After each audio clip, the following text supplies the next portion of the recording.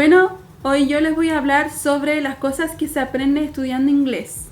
Sí, no solo vas a aprender gramática, no solo vas a aprender a hablar en inglés, sino que vas a aprender de muchas otras cosas. Por ejemplo, en mi caso, yo ya estoy terminando mi carrera de pedagogía media en inglés, o sea que quiere decir que yo voy a ser profesora de inglés, por lo tanto, aparte de los ramos o asignaturas, como le llames tú, de inglés, también tuve asignaturas de pedagogía, de filosofía y uno que otro ramo que favorece la formación personal de uno como alguien que va a salir a la fuente laboral luego de egresar.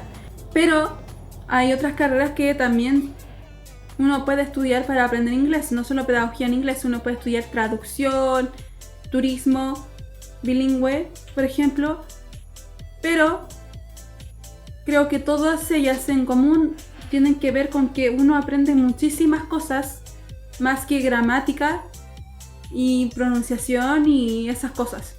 Uno aprende muchísimas otras cosas y eso es lo que les voy a contar. Así que ahora no sé cuántas serán, así que no puedo decir 10 cosas porque algunos dicen, así que les voy a contar 10 o 5 cosas que aprendí en la carrera de pedagogía en inglés o qué sé yo, pero bueno, yo no voy a hacer eso porque siempre termino hablando más de lo que pienso. Entonces, si yo digo que van a ser 10, voy a decirte 15. Entonces, no, las que salgan. Así que, bueno.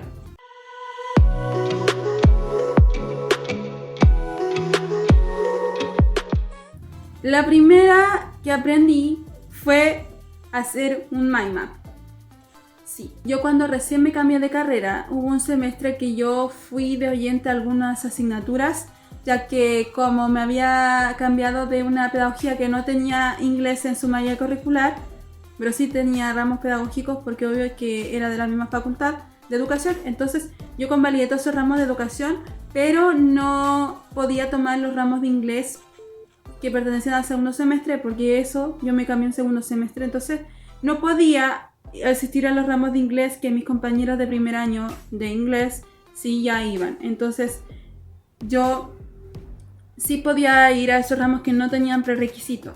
Entonces a mí me pasó que había unos que yo iba de oyente y también habían unos que yo sí podía tomar que eran de inglés, como los de cultura, entonces que sí yo podía tomar. Entonces lo primero que me pasó es que tanto como en estos ramos que yo fui de oyente y a los ramos que yo fui que podía tomar, aprendí a hacer mind map.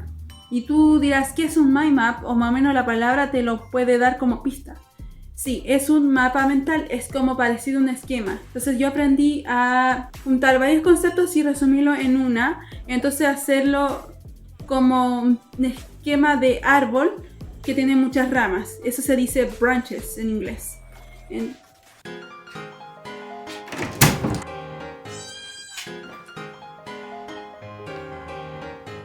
Bueno, les presento, ella es Dagmar, es mi nueva gatita. Hace tiempo que no tenía un gato, tuve a Mosito, fue mi último gato.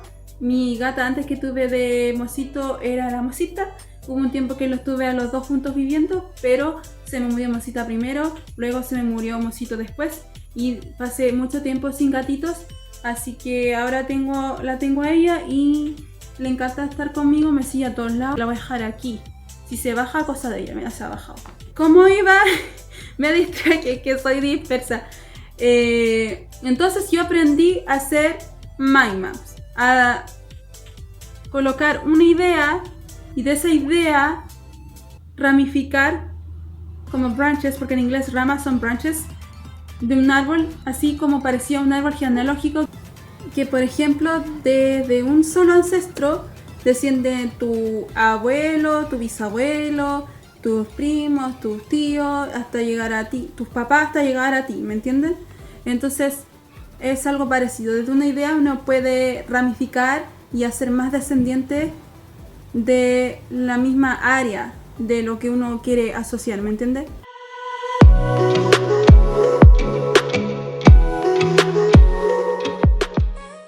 Así que, bueno, lo segundo que aprendí estudiando inglés fue cultura, pero la cultura que aprendió fue diversa, porque uno aprendió geografía. Yo de verdad, el primer ramo que pude tomar sin que fuera con prerequisitos, así que yo lo pude tomar, fue cultura anglosajona.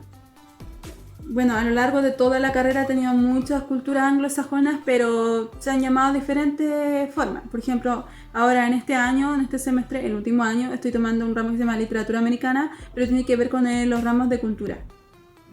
Entonces, lo primero que aprendí fue geografía. Lo primero que me comenzaron a pasar fue la diferencia entre lo que era Gran Bretaña y lo que era el Reino Unido. Que era atención. Lo primero que aprendí fue a diferenciar eso. Pero para entender bien cuál es la diferencia entre estos dos términos, debemos añadir un tercero, las Islas Británicas. Y ahora sí vamos a explicarlo. Las Islas Británicas, como pueden ver, son todos los países que conforman estas islas que ven en este mapa. Los que son Inglaterra, Escocia, Irlanda, Irlanda del Norte y Gales. Teniendo en cuenta la ubicación geográfica de las Islas Británicas, ahora sí les puedo explicar la diferencia entre el Reino Unido y Gran Bretaña. El Reino Unido lo conforman Inglaterra, Escocia, Gales e Irlanda del Norte. En cambio, por su parte, Gran Bretaña lo conforman Inglaterra, Escocia y Gales, sin Irlanda del Norte. Llegado a este punto, te preguntarás, ¿y por qué Irlanda no forma parte ni de la Gran Bretaña ni del Reino Unido, pero sí es parte de las Islas Británicas? La respuesta es muy simple. En 1921, tras varios conflictos, las dos Irlandas decidieron separarse. Y en 1922, Irlanda decide separarse definitivamente del Reino Unido. Por su parte, Irlanda del Norte prefirió seguir siendo parte del Reino Unido y aún lo sigue siendo hasta el día de hoy.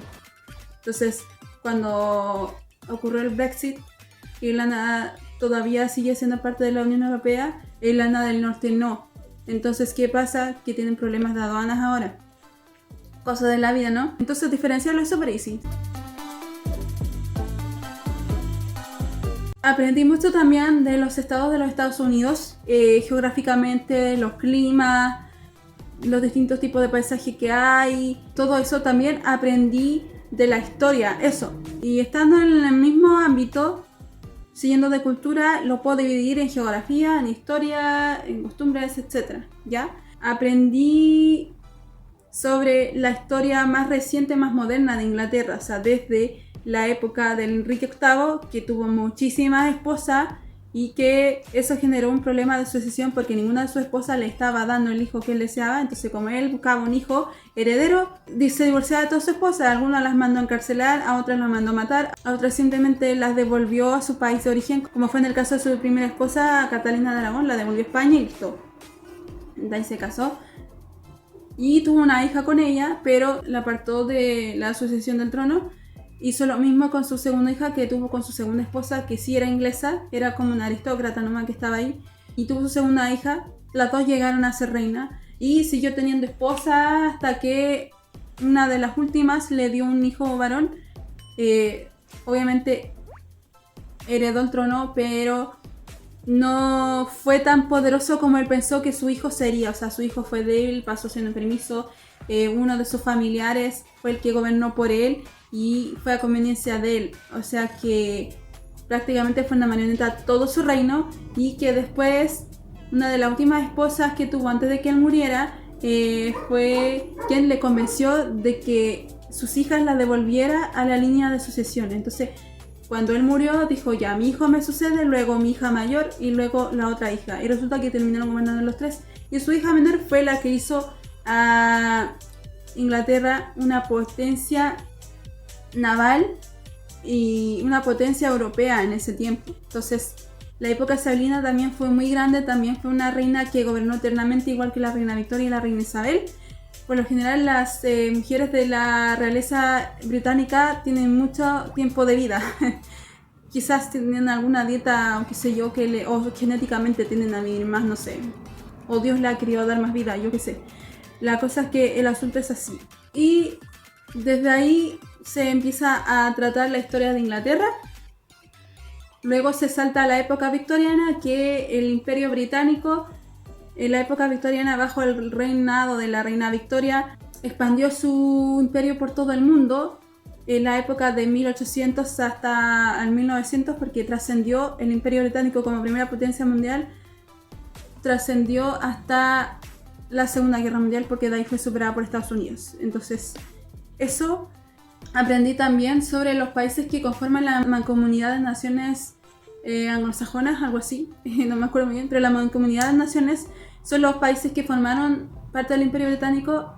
No todos están contentos de la Mancomunidad, de hecho algunos se han salido, pero otros han permanecido, que son, por ejemplo, Canadá, Australia, Nueva Zelanda, etc. Y una que otra isla que está dentro del mundo regado, que no es parte de la parte europea del Reino Unido. Entonces, en esa parte aprendí geografía.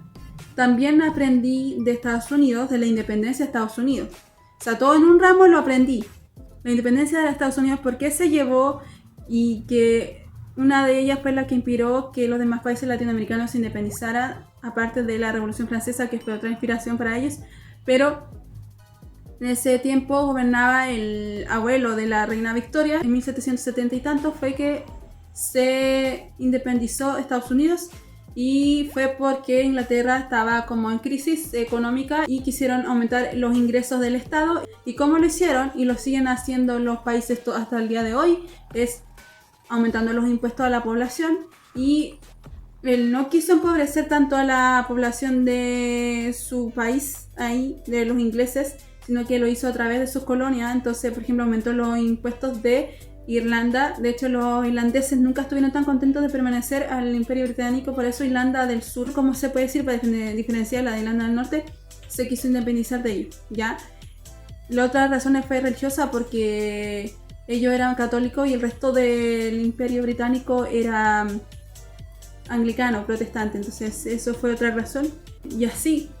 De hecho, bueno, hablando de eso, aprendí que, por ejemplo, que Inglaterra es protestante porque Enrique VIII se quería divorciar de su primera esposa, Catalina de Aragón, y porque como no le dio un heredero varón, entonces la única forma de poder casarse era desligándose a la Iglesia Católica por consejo que le dio su segunda esposa. Oye, si tú eres el rey y el Papa no te da el permiso, porque el Papa era el que gobernaba a las demás naciones, o sea, tenía poder sobre las decisiones de los reyes, sobre todo en el ámbito religioso. Entonces, para casarse había que tener, o divorciarse, había que conseguir una bula papal. Por ejemplo, si tú tenías mucha consanguinidad con la persona que te iba a casar por conveniencia política, porque todos los países eran familiares entre sí, me refiero no a los países en sí, sino que las monarquías entre sí, entonces tenías que pedir una bula papal para poderte casar.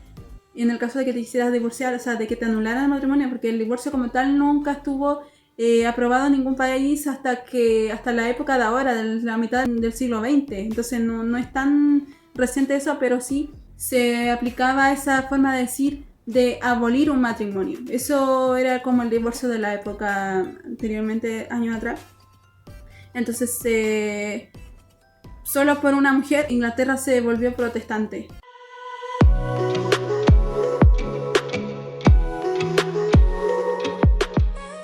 Lo siguiente que aprendí fue sobre arquitectura.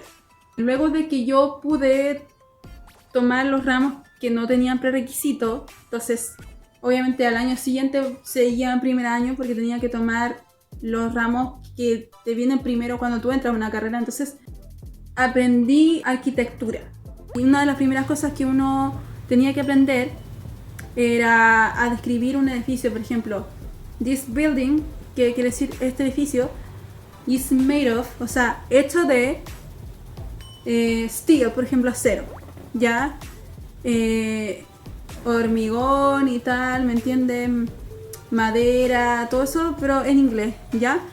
De hecho, nos hicieron una parcial para que uno aplicara eso que aprendió, y nos dieron una construcción. Entonces, a algunos le dieron el Palacio de Buckingham, A algunos le dieron alguna construcción de Estados Unidos, a otros le tocó alguna construcción de Sydney. Esa típica postal de Sydney que tiene como una especie de tipo barco moderno, muy así, y un sinfín de construcciones a lo largo del mundo que tú las ves y dices qué maravilla, qué obra de la ingeniería. Por ejemplo, Notre Dame, el Palacio de Versalles, el Vaticano, por ejemplo, igual es una buena obra de ingeniería para la época en que se construyó y así, hablando arquitectónicamente. Así que a mí me tocó, por ejemplo, hablar del Golden Gate, ¿ya? Y claro, yo solamente tenía que decir de qué estaba hecho el Golden Gate, que era de acero, y fue el primer puente colgante de su historia. Entonces, cuando yo iba averiguando más del Golden Gate, aprendí que literalmente desde que ya se estaba construyendo, mucha gente murió, pero hasta el día de hoy, mucha gente se lanza del puente para suicidarse. La gente lo escoge como lugar para suicidarse porque está en una bahía y esa parte tiene un buen clima. Entonces, porque es entre San Francisco y otro estado que no me acuerdo, antes se cruzaba en ferry, pero ahora desde 1939, creo, 1937, uno de esos años, ya, los años 30, y la estructura estuvo tan bien hecha, tan bien pensada por los arquitectos, los ingenieros, los topógrafos, todo, que hasta el día de hoy está en pie y es una magnífica obra de la construcción que aún hasta el día de hoy los arquitectos la alaban. ¿Y por qué Golden Gate? Golden Gate significa las puertas de oro, aunque en realidad es rojo. Ya el rojo es acero pintado de rojo, pero no sé, las puertas del oro. Entonces Golden Gate Bridge es puente.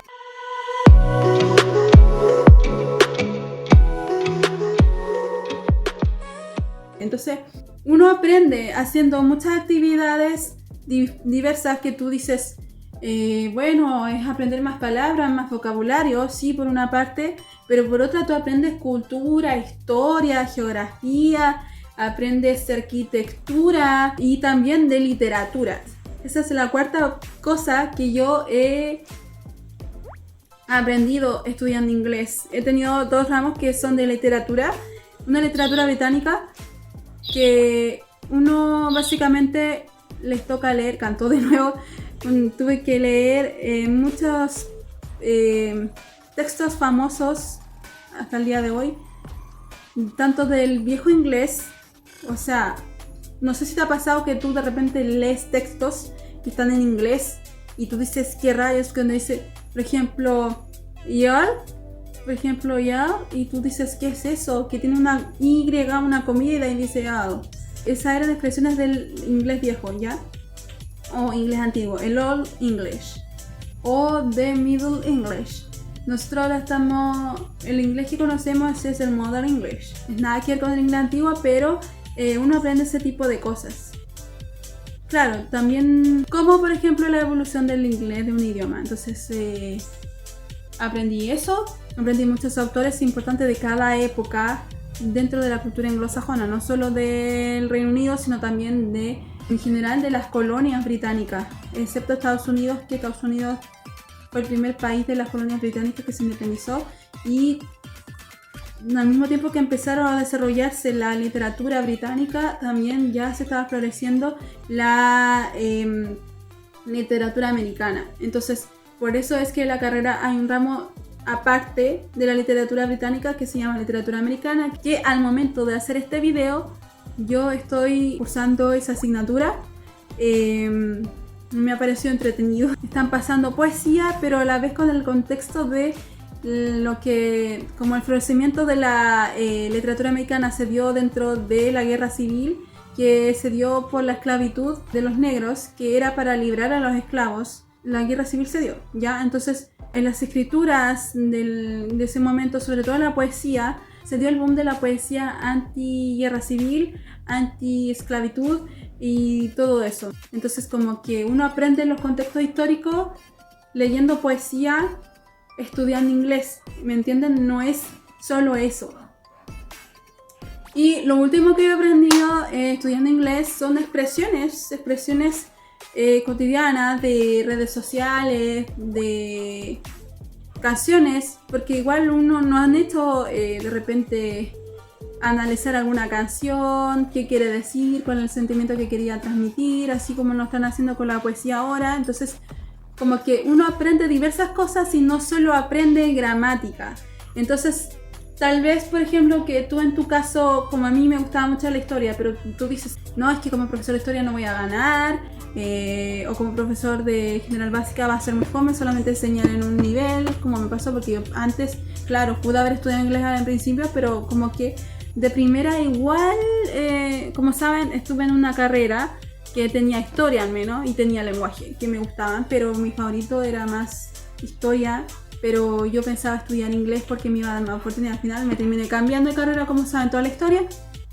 Y al final fui feliz los primeros años. Luego en pandemia como que me desilusioné porque dije, perdí tanto tiempo en la U y bla bla bla, como lo han escuchado en otros videos, hasta que ahora vuelvo a presencial y me siento tan feliz, la verdad, de estar estudiando. Y los profesores que me han tocado este semestre, de verdad que me ha gustado y he aprendido mucho. Así que si tú eres alguien bien humanista y quieres ser profe y no estás seguro entre inglés o qué sé yo, lenguaje o historia, el inglés es el intermedio entre los dos, porque tú aprendes gramática, porque también hay un ramo que se llama lengua materna, en donde te pasan lenguaje, o sea, en español, y te analizamos gramática española. Y nos enseñan también a escribir, cómo se debe hacer correctamente. Entonces, es una mezcla entre lenguaje, porque igual te pasan también poesía en otros ramos, pero en inglés, pero igual, son como lo mismo, pero el mismo sistema, no más que en otro idioma. Nos pasan también fonética. Uno aprende a pronunciar, a cómo hablar más pausado, más correctamente y así, y tú sin darte cuenta, casi terminando la carrera, te darás cuenta que habrás adquirido un montón de conocimiento de distintas áreas, no necesariamente de gramática, y que también habrás aprendido el idioma sin darte cuenta, porque te vas enganchando semestre a semestre. No todos los ramos son divertidos, hay ramos tediosos, pero hay ramos que son de verdad motivadores. Y los de cultura son uno de ellos, en el sentido mío, porque hay gente que tal vez no le gustará la cultura y se le respeta, pero yo lo encontré muy divertido. ¿Por qué? Porque también me gustaba la historia. Me gusta la historia una, así que eso. Espero les haya gustado este video. Espero tener más ideas que subir, porque alguien me hizo el comentario una vez de que lo mío iba por el lado de los idiomas y que tal vez de repente podría hacer este tipo de secciones que tengan que ver con el idioma. Entonces, cuando se me ocurra otro video parecido, lo subiré. Y tenga tiempo, claro, porque me estoy poniendo al día con los que tengo pendientes. Así que, pero después de hacer uno de esos videos, vi que tenía tiempo para hacer otro y estoy haciendo este video. Así que espero les haya gustado el video. No se olviden de darle me gusta, que así es una de las formas en que ustedes me pueden apoyar para que este canal crezca y no esté ahí perdido en la web, la verdad. Así que si también quieren y les interesa algún video que yo haga, compártanlo, me ayudaría muchísimo, porque claro, si ustedes lo comparten, más gente puede ver mi video y conocer de la existencia de mi canal, y si les gusta, le dan me gusta, y cuando un video le da mucha gente me gusta, el algoritmo de YouTube te lo comparte más. Así que eso, adiós.